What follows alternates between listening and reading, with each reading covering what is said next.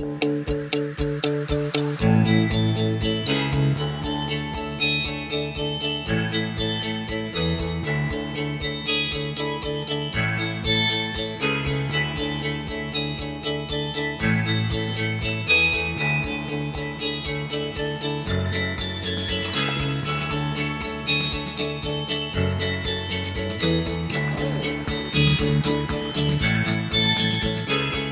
j'aime beaucoup venir au jumping de Bordeaux, c'est vraiment des conditions fantastiques et toujours une ambiance géniale et ça fait vraiment partie de mes étapes Coupe du Monde favorites. Je me sens très bien pour cette avant-dernière étape.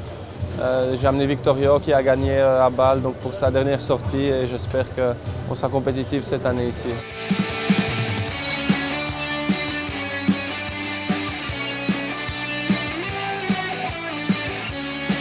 Les objectifs cette année sont évidemment principalement la Coupe du Monde samedi soir avec Victorio et du Grand Prix du dimanche après-midi avec Mighty Mouse.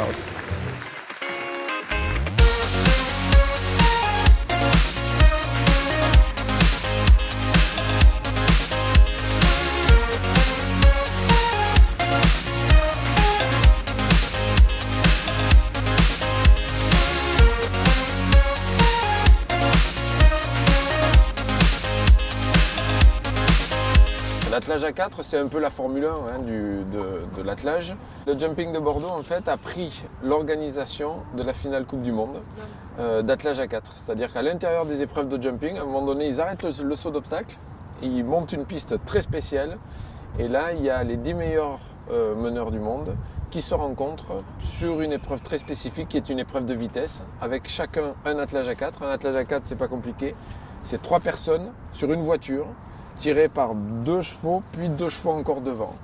Donc 4 chevaux et ça va très vite, c'est très spectaculaire et ça s'enchaîne vraiment à une vitesse assez hallucinante.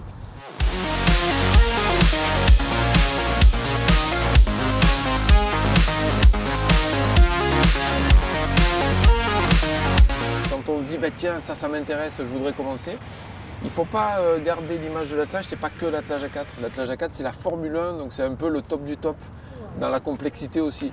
Vous avez de l'attelage à 1, de l'attelage à 2, ça se partage en famille, ça se fait, on n'a pas besoin d'avoir des années d'équitation, mais il faut bien le faire. Donc il faut se rapprocher de professionnels autour de chez vous et puis faire un apprentissage correct pour que ça se passe en sécurité. Une fois qu'on fait ça correctement, ben, ça va très bien et c'est pas plus dangereux que l'équitation montée.